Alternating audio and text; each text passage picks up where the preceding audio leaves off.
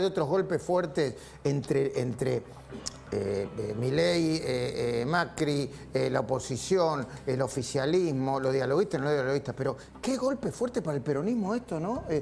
Yo no sé si te lo habías imaginado esto en tu último libro, Jorge. Bueno, en realidad nosotros habíamos visto una parte superficial de esta historia. Había algunas cosas que se podían entrever y que los testigos de ese momento iban contando, sobre todo lo que tenía que ver con, yo te diría, la vida privada del expresidente, con cómo ese desorden iba impregnándose en la debacle de la gestión, especialmente en torno de ese punto que coincide con las denuncias de agresión en torno de agosto y septiembre del 2021. Lo que no se podía imaginar era el tema de la agresión, de la violencia contra Fabiola Yáñez, y yo te diría algunos datos que fueron surgiendo a lo largo de estas semanas que terminaron de configurar, yo te diría, la situación de un personaje que evidentemente abrumado y desbordado por la responsabilidad y porque no daba con el gobierno en la tecla, terminó desbordando sobre su vida privada de una manera escandalosa, ¿no? Bueno, hablando de desbordes que estaban chequeados, conversados o no, Silvina Martínez nos trae acá, yo les pido suma atención para este informe, datos muy precisos, donde presentan a Alberto Fernández ya no como el presidente, sino como el senador, pero no con S, el senador con C, de Sena. ¿Por qué, Silvina Martínez? Bueno, a ver, efectivamente, mira, acá te traigo Alberto Fernández, el senador. Mirá, vamos a ver, esto es la Quinta Olivos. Abrimos. Ah, bueno. Ah, bueno, es una animación de viernes. Ustedes se preguntarán por qué pusimos esta carátula para arrancar el tema. Bueno, empezamos a analizar las visitas del presidente, las visitas a la Quinta Olivo y particularmente las cenas, las visitas a las noches, que coinciden en el periodo donde se puede presumir que estaban cenando. Traje tres casos. Perdón. Vos sos una investigadora bastante ácida. Ah, pensé que me ibas a decir sos una... No, porque no busca a la tarde. A la tarde muy probablemente no se encontró el presidente porque algunas tardes ya sabemos que iba a su departamento de Puerto Madero. Buscaste las cenas. Bueno, no, yo empecé a buscar todo y bueno, encontré las cenas, me llamaban la atención. Te traje tres casos que vamos a analizar, después ustedes sacarán sus conclusiones. Mirá con el primer caso que te muestro. Acá tenemos a la señora Virginia Estarico, es una empresaria de Uruguay. Vino a mostrarle al presidente el 26 de febrero, tuvo varias reuniones con el presidente en la Casa Rosada, pero el 26 de febrero se reúne en Olivos. Mirá acá la foto que tiene, Alberto está muy contento. Hoy dice, fui recibida por el presidente de la Nación, Alberto Fernández, donde reivindica su interés por las causas sociales que le planteo. Se lo ve muy interesado Alberto por las causas sociales, particularmente. Bueno, ella venía con algunos temas, es una empresaria muy conocida. Acá está, ingresó a las 8:05 p.m. del 26 de febrero y se fue a las 21:05. Por eso decimos que le gustaba cenar a Alberto Fernández, sí, por eso le decís el senador. Por eso le digo el senador y lo veíamos a Alberto muy contento con las causas sociales que le traía la empresaria Virginia Estarico. Pero no es la única cena, obviamente Alberto cena todos los días. Como pero, todo el mundo, como supongo. todo el mundo, bueno, pero no por ahí todo, las compañías que tiene Alberto no son las mismas que todo el mundo. Vamos al segundo caso, mirá. 2 de julio del 2021. Nadia Sachniuk. Sachniuk. Sí. Sachniuk. Sachniuk es una cantante. Ah, mira vos. La conoce, ¿sabes cuándo? 4 días antes de esta fecha, Nadia canta en un homenaje... Yo te iba a decir, mirá, lo está por defender, decía, él siempre le interesó el mundo del arte, la música. Sí, totalmente. Él mismo agarraba la guitarrita. Sí, no, pero fíjate lo que es es un hombre que muy compungido porque 4 días antes la conoce, o no sé si la conoce en ese momento, pero están juntos en un acto homenaje a las víctimas del COVID. Y ahí Nadia canta, mira. A ver.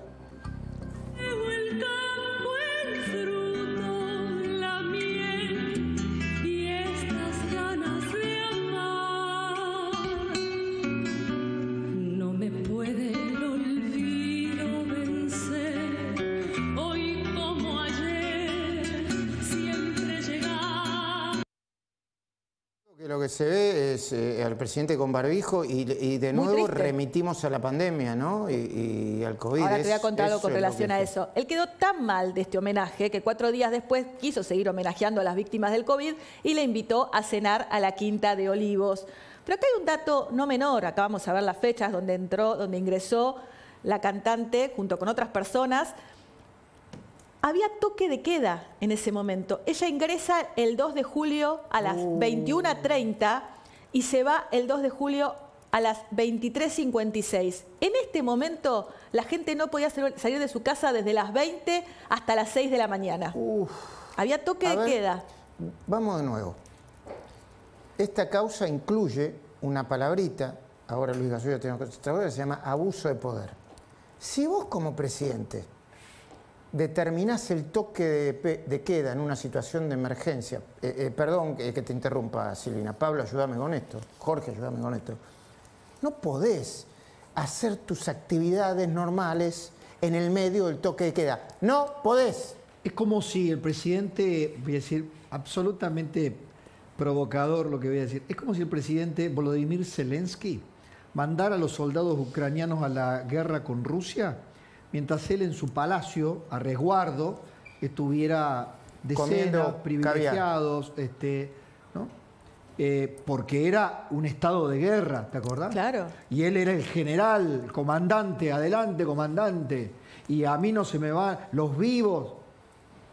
Vivía, digamos, la condición VIP del poder está obscenamente hoy demostrada, digamos, esa obscenidad del poder frente al sufrimiento del resto. No había empatía, no había cero conexión entre lo que le pasaba al resto de los ciudadanos y lo que pasaba dentro de Olivos. Sé que tenés más información, Silvina, pero esto es lo que enoja, Jorge, la conexión, el linkeo con el contexto en el que lo hacía, ¿no, Jorge? Yo creo que es lo que más subleva a la gente, que empieza a ver todos estos datos y que obviamente retrospectivamente empieza a recordar en qué situaciones estaba o cómo sufrió ese periodo, y yo creo que esto es lo imperdonable, que digamos en parte se presumía, pero bueno, a este nivel de escándalo yo creo que no.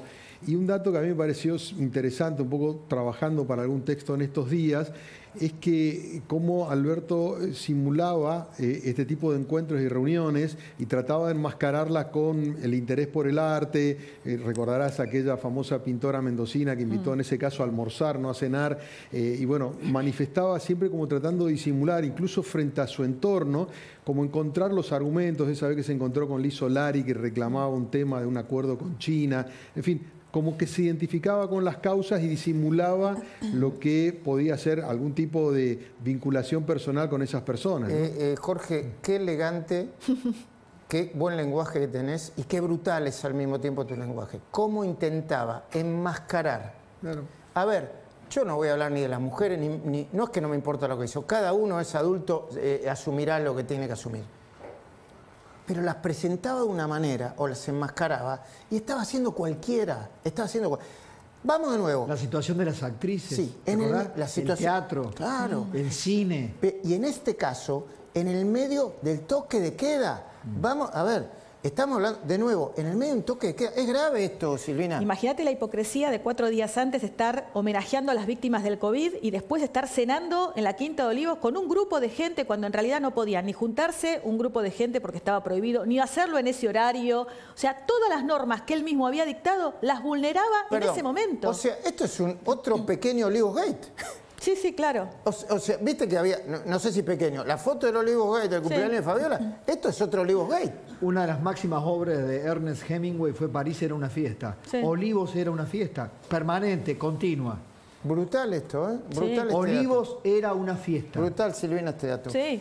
Vamos con la última. Más? Tengo la última. A ver, no son los únicos casos. En este caso es Tatiana Pislo Gesior. ¿Quién es? Bueno, es una chica de 27 años que el 30 de abril del 2021 también visitó a Alberto. Es la única visita que tuvo Alberto ese día. Le llevó bastante tiempo recibirla a Tatiana. Estuvo desde las 7:55 p.m., casi las 20 horas. Recordá que te digo, a esa altura, a las 20 horas, empezaba el toque de queda. O sea, entró 5 minutos antes del toque de queda, pero se fue a las 23 horas. Qué bárbaro. Desde las 20 hasta las 23 horas estuvo ahí en ese momento con el toque de queda igual. Lo último que te digo, viste que hay un museo atrás del Bicentenario de los presidentes, que cada presidente deja lo que caracterizó su gestión. No sé, Néstor estaba el traje con la Vic, de la Rúa está la campera de Gamuza. No sé, ¿a ustedes qué se les ocurre que puede dejar Alberto? Cuidado con lo que vas a decir, porque no, yo no dije nada. Cualquier cosa se puede, aunque sea real. La guitarra. Bueno, no, todavía no hay nada de Alberto, pero digo, atento a esto, bueno. Bueno, gracias. Cae una gota de silencio. Pero lo que empezó todo esto, de nuevo, la Argentina tiene un vértigo político de actualidad, ficción, no ficción, espectacular. Lo que empezó todo eso fue la causa de los seguros. Lo que determinó que hoy estemos hablando de otra causa por violencia de género. El escándalo de los seguros y los misteriosos teléfonos de Martínez Sosa los vas a conocer ahora mismo. Camila, contanos, por favor. Bueno, Luis, y tiene una relación extremadamente importante con además la causa de Fabiola, porque esta persona, este broker amigo de Alberto Fernández, es el marido de la secretaria María Cantero, donde se encontraron en su teléfono las imágenes de Fabiola Yáñez que llevaron a esta causa de violencia de género. Y sorprende, ¿por qué? Porque el teléfono de María Cantero explotaba de información. Se ha incorporado mucha de ella a la causa de los seguros y otra parte, obviamente, a la causa de tramita de violencia de género de Fabiola Yáñez. Pero su marido, escuchá este dato, su marido, sus teléfonos estaban borrados o no se pudieron abrir. Se le secuestraron 4 dispositivos en los allanamientos de marzo. Se le secuestraron 4, de los cuales 3 no se pudieron abrir por el modelo de teléfono que es. Esto lo contamos cuando se le también secuestró el teléfono a Alberto Fernández, ese iPhone 15 que es más difícil de acceder. Alberto Fernández lo entregó abierto, no así Martínez Sosa. Esos 3 no se pudieron abrir. Perdón, ¿no se pudieron abrir por impericia o porque hizo todo lo posible para que no se abrieran? ¿Sabía que no se podían abrir? ¿Sabía cómo no dejar que los abran? Porque Alberto Fernández entregó su teléfono abierto, ¿no? Por ahora no se pudieron abrir. Obviamente todo esto es tecnología que tiene la Argentina en diversas calidades, en diversos momentos, pero veremos si lo pueden hacer. A veces se pide asistencia incluso al exterior para este tipo de dispositivos, pero por ahora no los pudieron abrir. El que sí pudieron abrir estaba vacío, pero el de su mujer rebalsaba de información. Tenemos buenas fuentes que nos cuentan que existía la posibilidad de que Martínez Sosa y Cantero sepan sobre el allanamiento. Primero porque era obvio que los iban a allanar en el marco de la causa de los seguros. Era inminente que eso ocurra. Pero además porque un amigo de ellos, Daniel Rodríguez, estuvo en la policía. Y corría mucho el rumor de que Rodríguez podía tener información interna de cuándo iba a ocurrir el allanamiento. Es un gran misterio porque el teléfono de uno de los miembros del matrimonio, Martínez Sosa, era impenetrable su información, y el de su mujer era totalmente abarcable y se encontró de todo allí. Es interesante, es un punto de misterio, pero obviamente no importa la causa de seguros, importa si es la causa de Fabiola o algunas cosas que están detrás. Importará el día de la mañana que tenga que declarar. ¿Cuáles son las dudas de la causa, Camila? Bueno, ¿avanza o no avanza? Porque lo que se siente, claro, con la rapidez con la que está corriendo la causa de Fabiola es que la de seguros no tanto. Y hay algunas explicaciones de por qué. Lo primero que te puedo contar es que se frenó la carga de teléfonos. Se incautaron un montón de teléfonos durante esos allanamientos. Sin embargo, la causa, desde que se conocieron los primeros chats, dejó de incorporar nuevas conversaciones, o bien de los teléfonos que están abiertos y los que ya hay de alguna manera acceso completo, o bien de nuevos teléfonos como el de Daniel Rodríguez, el ex intendente de La Quinta, que es sobre los que más, te diría que el que más anticipación hay sobre su contenido. La segunda pregunta que se abre hoy es, ¿podría haber más imputados? Esta es la clave. Porque las conversaciones que vimos hasta el momento y que revelamos aquí, Luis, mostraban el involucramiento de nuevos funcionarios. Y vimos con un dato clave, que era que el famoso decreto del 2 de diciembre de 2021, que hizo que todas las entidades estatales contraten con Nación Seguros, le faltaba un artículo, o mejor dicho, un artículo había sido borrado del borrador. Ese artículo, ¿qué decía? Ese artículo que implicaba una limitación al ejercicio de los brokers. Sí. Y termina con la idea. Y este punto es clave, porque ahí hubo claramente una vocación inicial de limitar el ejercicio de los intermediadores de seguros y después eso se retiró. ¿Dónde y cuándo se retiró? Hacia el final de casi la publicación de la norma. ¿Y por quién? Vilma Ibarra. la ex mujer de Alberto Fernández. Vilma Ibarra hoy está en la mira, la ex mujer y secretaria legal y ex secretaria legal y técnica de la presidencia. Absolutamente, porque ¿Por qué? En su secretaría, en sus manos, se borró este artículo que implicaba la limitación de los brokers. Incluso hay una conversación entre Alberto Pagliano, quien era el presidente de Nación Seguros, y Vilma Ibarra, en la que Pagliano le dice: Vilma, mirá que si borramos esto, habría que incorporarlo en algún otro artículo, porque la argumentación de Vilma Ibarra era que legalizaba la figura del broker, cosa que ya era legal igual, aviso por las dudas, había una ley que hablaba de los productores asesores. Pero ella sugirió... Ella sugirió borrarlo. Bueno. Y hubo insistencia por parte de Nación Seguros de por lo menos incorporarlo a otro artículo para generar esa limitación, pero ella nunca incorporó la palabra o las palabras contratación en directo. Pablo, o sea, que se hagan sin intermediación. Con todo, Pablo, Jorge Eliotti, con toda esta acumulación de... Muchos están preguntando... Alberto Fernández, ¿no se debería estar preguntando si va preso o no va preso? Pablo. Bueno, la estrategia política y judicial de Alberto Fernández tiene un mismo patrón. La mejor defensa es un buen ataque. Está contraatacando para destruir a Fabiola, su denuncia, su credibilidad, tanto jurídica como mediáticamente, si se quiere, ¿no? Atacando también a los mensajeros. Pero es de manual que en su fuero íntimo debe estar preguntándoselo. Yo no sé si es tanto el temor que pueda tener el expresidente en ir preso. Sí, lo que creo es que tal vez él se prefiguraba un retiro de otra característica. Y ahora está preso en el departamento de Puerto Madero, como decía ayer Esteban. Dando cátedra, juntándose con la gente del Grupo de Puebla, con su amigo Lula, etcétera, etcétera. Hoy es una mancha venenosa, acá y afuera. ¿Puede ir preso, Jorge? Bueno, sí. O sea, los delitos que eventualmente podría haber cometido tienen de distintas gradaciones, pero podría quedar detenido. Falta todavía un largo camino. Me parece que las dos causas, la de seguros y la de la agresión a Fabiola, recién se están constituyendo. O sea, esto un poco lo que explicaba Pablo, la consternación y el impacto que genera la difusión de los chats, de las fotos, que socialmente pega muy fuerte. Después la justicia tiene que ir refrendándolo. En ese sentido... Pero viste que va bastante rápido, Jorge, lee la causa. Yo sigo las causas como Europi históricamente.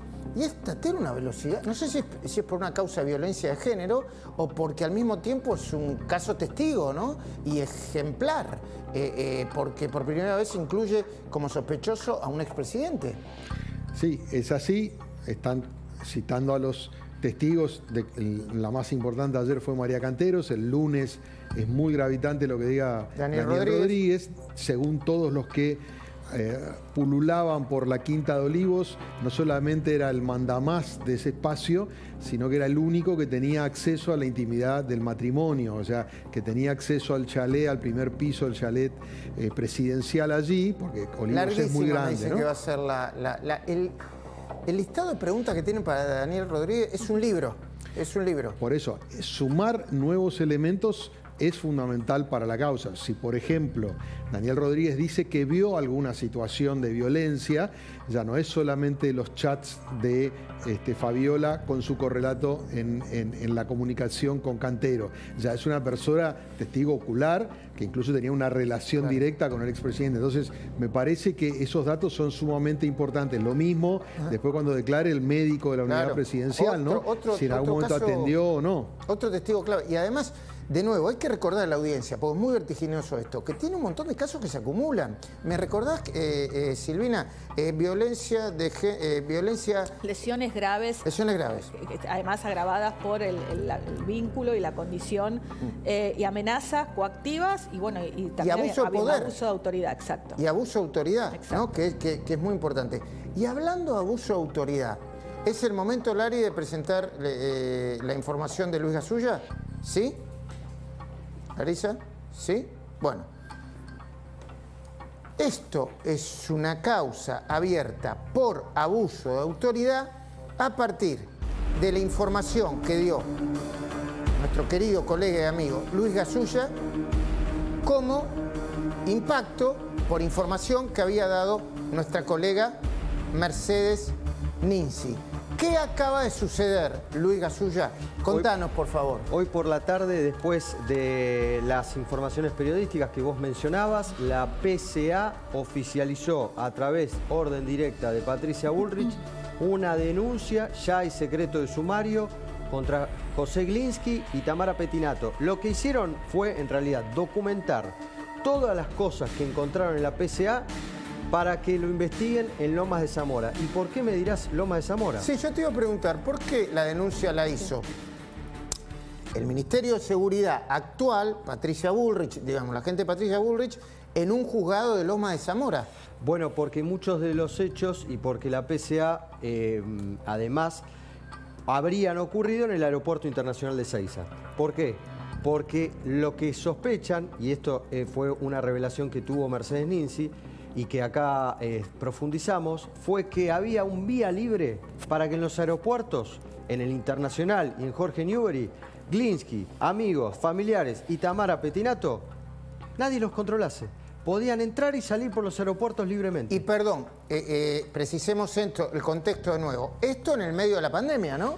En la pandemia, antes, durante y después de la pandemia, durante toda la gestión de Glinsky, la PCA había gente con acomodo, que no era controlada en los aeropuertos. Es lo que cree la gestión actual y es lo que nos cuentan todas las fuentes, y por eso, como este hecho ocurre en el Aeropuerto Internacional de Ezeiza, cae en el juzgado de Lomas de Zamora. Tendrá que investigar Federico Villena, que lo primero que hizo fue dictar el secreto de sumario. Ahora te digo, Luis, hay de todo. Hay más informaciones de todo tipo, porque lo que más escandalizó por si no fue el de los investiga chalets. Federico Villena, perdón. Federico Villena. Por favor, le pido, señor juez, yo sé que usted es un juez federal muy importante, no me llame. Yo tengo mis dudas sobre usted y mis sospechas. Por si no investiga Federico Villena, ¿podremos seguir esa causa minuto a minuto? Ese caso, ¿qué debería investigar o qué investiga Federico Villena? Bueno, va a investigar la famosa camioneta Berlingo y al chofer de Tamara Pettinato, si eran recursos públicos que usaba un privado. Las actividades que se llevaron a cabo en el chalet. Lo del chalet es una historia de película. Yo te digo algo, le pagamos la mudanza a Glinsky, me dicen los empleados de la PCA. ¿Cómo la mudanza? Sí, cuando cambió la gestión, Glinsky se mandó a mudar. Y él llegó a habitar ese chalet con Tamara Pettinato. No. Yo hasta lo hablé con vecinos. Sí, acá venía Tamara. ¿Pero cómo? Si era un chalet... ¿Recordamos la historia, Luis? Sí. Era un chalet que se le incautan a narcotraficantes en una causa de lavado de activos. La justicia tenía ese mega chalet con 1.300 metros cuadrados, con una pileta, y la AVE, en medio de la pandemia, Silvina conoce la AVE, la Administración de Bienes del Estado, se la dio a la PCA para hacer curso de integración con los cadetes, que no se podían llamar cadetes, porque cadete es una palabra que remite a la dictadura militar. Bueno, y lo llamaban estudiantes de Policía de Seguridad Aeroportuaria. Para que nadie se confunda y crea que esto es chismografía y no política de la peor, pura y dura. ¿Qué es la AVE? La Agencia de Bienes del Estado, la agencia que tiene que administrar todos los que son bienes inmuebles y muebles del Estado. Ok.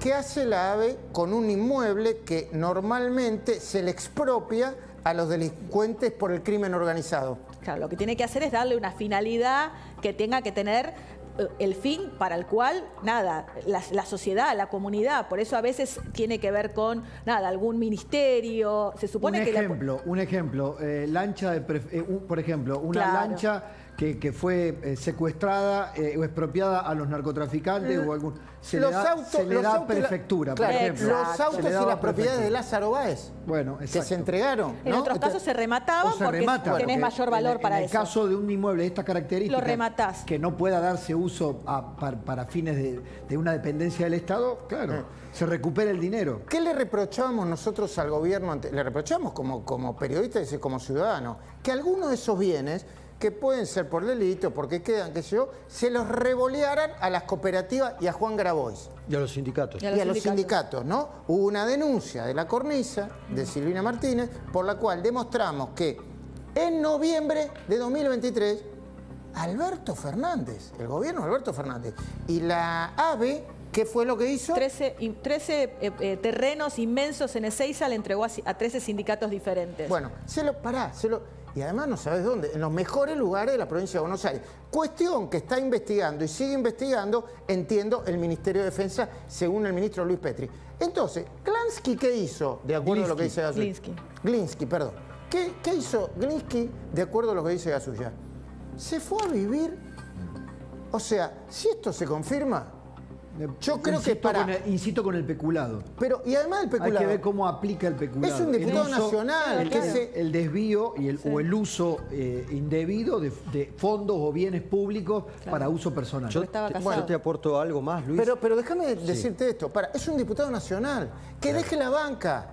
Que sus compañeros le pidan que deje la banca o que lo desafueren. Porque si se prueba el delito, está cometiendo un delito, así como lo desaforaron a Julio De Vido. Perdón, Luis. Esta causa que acaba de nacer con investigaciones periodísticas, ojo con que llegue Alberto Fernández. ¿Sabes por qué? Por Tamara Pettinato. ¿Y qué tiene que ver? Y tiene el video con Alberto Fernández. ¿Cuál era la relación? ¿Era simplemente que abusaban de bienes del Estado? Porque Tamara Pettinato evidentemente tiene relaciones con ser la cara de algún curso que se hacía para funcionarios, con ser la cara de un documental, con acomodos en la PCA y había un vaso comunicante, Glinsky. ¿Cuál era la relación entre la PCA y Alberto Fernández? Esto puede destapar una gran olla. En la PCA hablan de varias cuestiones. Primero que encontraron tierra arrasada. Un solo dato que quiero corregir, Luis.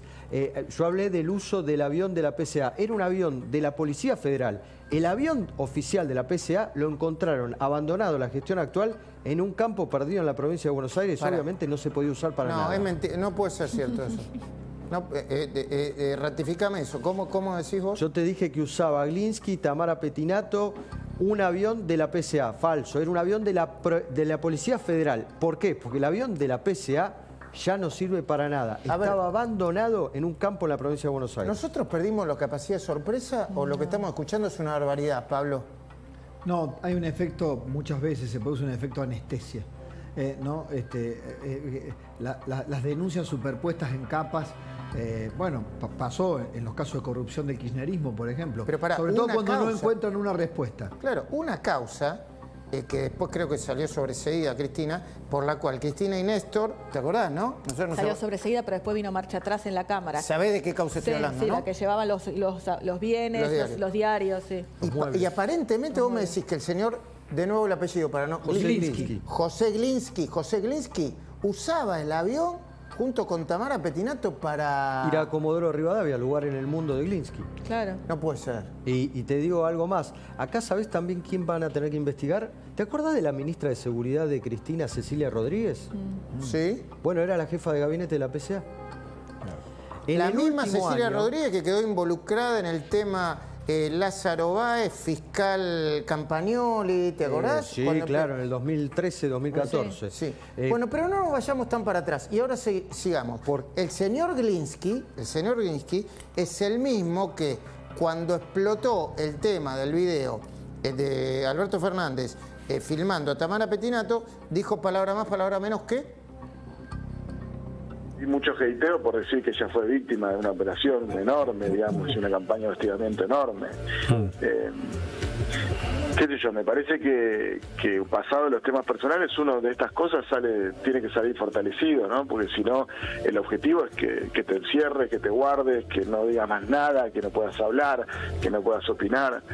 Pero bueno, ella es una mina muy fuerte, ¿viste? Viene de una familia conflictiva, de muchos sucesos que son públicos, de una familia que es famosa hace mucho tiempo, donde casi todos los integrantes, creo que menos la mamá, tienen muchas horas de aire, mucha presencia en los medios, y tiene, bueno, nada, un temple de hierro. Lo que pasa es que, bueno, también es cierto que yo no sé si hubo en la Argentina momentos de semejante virulencia y de ataque como los que estamos viviendo ahora, y con cosas que nunca hubiésemos pensado, ¿no? La pone en el lugar de víctima, ¿no? No, lo que no hubiéramos pensado somos todos los ciudadanos de a pie que esas cosas pasaban en la Casa Rosada. ¿Vos viste con En su propio descargo, Tamara Pettinato dijo que acá hay un, ¿cómo dijo? Hay un solo malo, hay un solo villano. Sí. ¿Y viste con qué? Serviría también para Glinsky de guía, Sí. ¿no? Acá hay un villano, ¿no? Porque Glinsky dice que los villanos son todos los medios de comunicación. Está bien, y ponele que yo tengo un prejuicio con Glinsky, ¿no? Pero vos viste cómo habla. Fue el número 1 de la PCA, Policía Aeroportuaria, gente. ¿Viste? En la Policía Aeroportuaria es perfil investigador, en los aeropuertos puede pasar cualquier cosa. No, la hatearon un poco. ¿Y qué es moderno? ¿Es un streamer? ¿O era el... Perdón, Liotti, mi prejuicio, ¿no? Pero no tiene seniority de streamer, de capo de titular de la PCA, ¿no? Yo no lo conozco. Tuvo un poder bastante importante en la gestión de Alberto Fernández. Eso es lo que me preocupa. Sí, la PCA era una fuerza, no te digo irrelevante, pero secundaria dentro del esquema de las fuerzas de seguridad. Durante la gestión de Alberto Fernández tuvo un peso específico muy fuerte. En algún momento su nombre sonó para ir como embajador en Israel, después eso quedó un poco trunco, pero claramente el fortalecimiento de la PCA fue parte de un proyecto político que representó quien hoy es el diputado Glinsky. Bueno, yo escucho PCA y escucho María de Luján Telpuc, Antonini Wilson.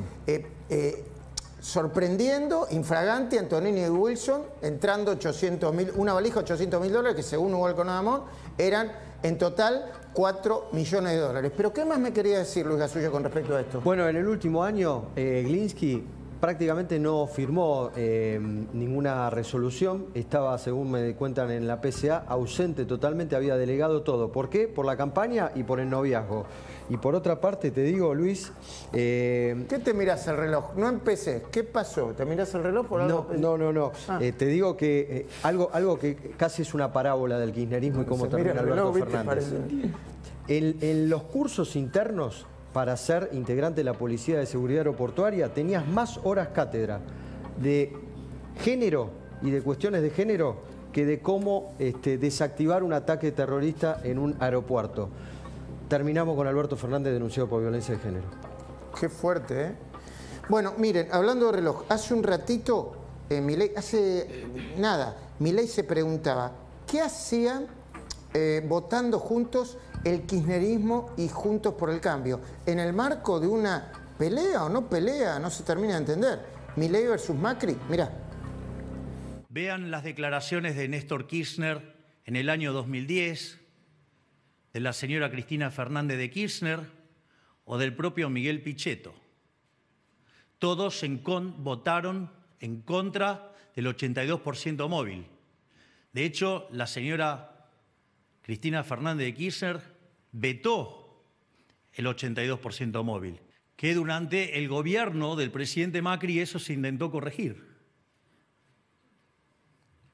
Es decir, hubo 14 toneladas de piedras para poner en orden el sistema previsional.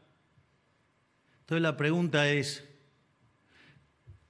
eso en el gobierno los kirchneristas lo vieron, lo vio Juntos por el Cambio. ¿Me pueden decir qué carajo hicieron todos votando a favor de quebrar el sistema previsional y arruinarle la vida a los argentinos?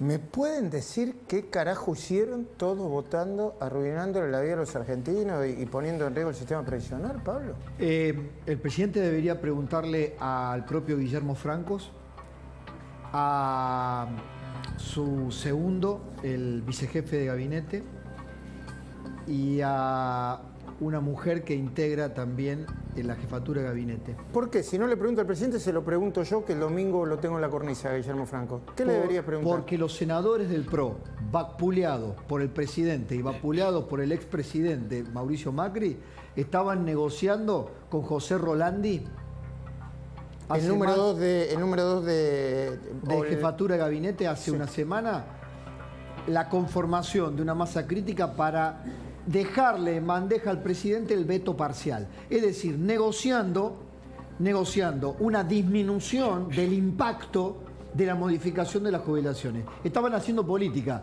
estaban negociando. Si el presidente dijera, bueno, pero del gobierno no hubo nadie, no, había gente del gobierno negociando.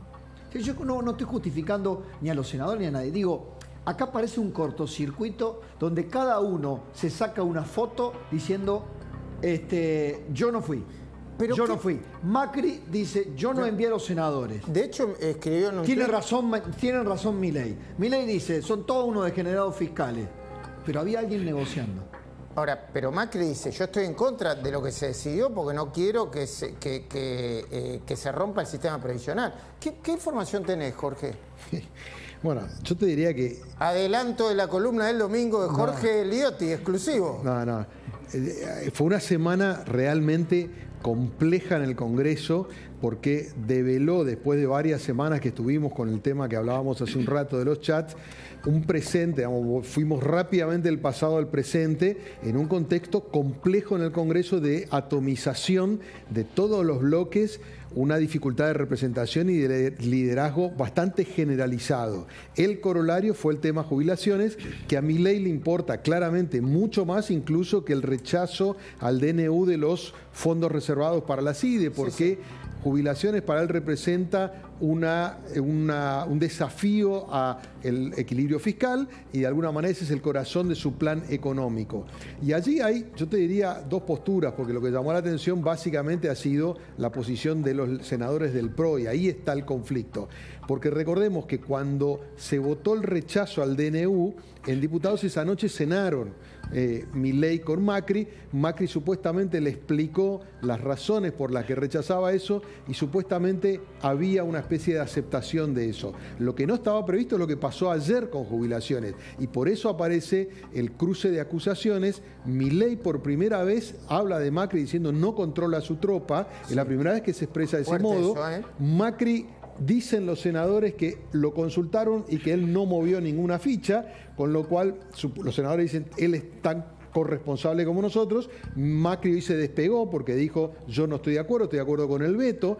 En consecuencia, yo creo que se lesionó la confianza Milei-Macri y yo creo que se lesionó en parte la relación de Macri con su propia estructura. Déjame dar un dato. Esta tarde se habría producido una videollamada entre Diego Santilli, el senador Luis Juez y Mauricio Macri. ¿Y? Donde el senador Luis Juez le explicó a Mauricio Macri, Diego Santilli, por su parte, lo que se había hecho en diputados, para plantearle, de ahí nació este comunicado que sacaron los senadores por la tarde, que había una negociación. Ahora, y que había una información al respecto, que acá no fueron 5 senadores que se cortaron solo por la suya, para ir en contra del gobierno, sino que esto estaba negociado con gente del gobierno. ¿Se entiende, Luis? Se entiende perfectamente, muy interesante. Porque entonces, acá yo creo que todos quedan un poquito en offside.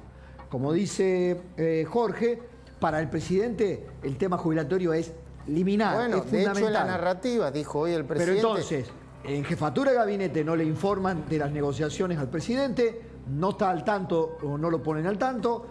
Macri tampoco está demasiado al tanto de lo que están negociando sus propios senadores. Acá da la sensación que cada uno juega su juego. Hay un dato también dale, en esta lectura. No solo a Milei le importa porque es el tema fiscal que es troncal para él, sino que el rechazo al DNU de la CIDE en el fondo es parte de la presión de Macri contra Santiago Caputo, que controla la CIDE. Exacto. Y en ese contexto Milei, yo diría que entendió porque Macri le viene diciendo Caputo es tu problema. Ahora, este tema de las jubilaciones ya es contra el propio Milei, es contra el espíritu de su programa económico. Bueno, y por eso Milei dice, no vamos a poner el video, pero lo recuerda todo, no voy a darle ni un milímetro a los degenerados fiscales. Porque cuando ve dudas en el PRO o en donde sea, incluso en la propia Libertad Avanza, los pone a todos del otro lado. Acelera. Acelera y no tiene freno, como dijiste vos. No. Pero al mismo tiempo pone a todos del otro lado. Porque cuando las audiencias ven esto, dice, a ver, ¿dónde está Milei? ¿Quién me defiende? ¿Quién me defiende? Y Macri, pero no está. Sí. Patricia Burri, pum. El problema es que es una espada, un arma de doble filo. Claro. Porque está corriendo contra el manual de la demagogia política. Porque la decisión del presidente, de alguna manera, está cuestionando o poniendo en juego la situación de este presente de los jubilados. Mira, yo digo, la columna de Jorge Liotti este domingo va a haber que leerla sí o sí porque tiene mucho. Como siempre. Pero antes vamos a conversar con José del Río, que ya está acá, en segundos nada más,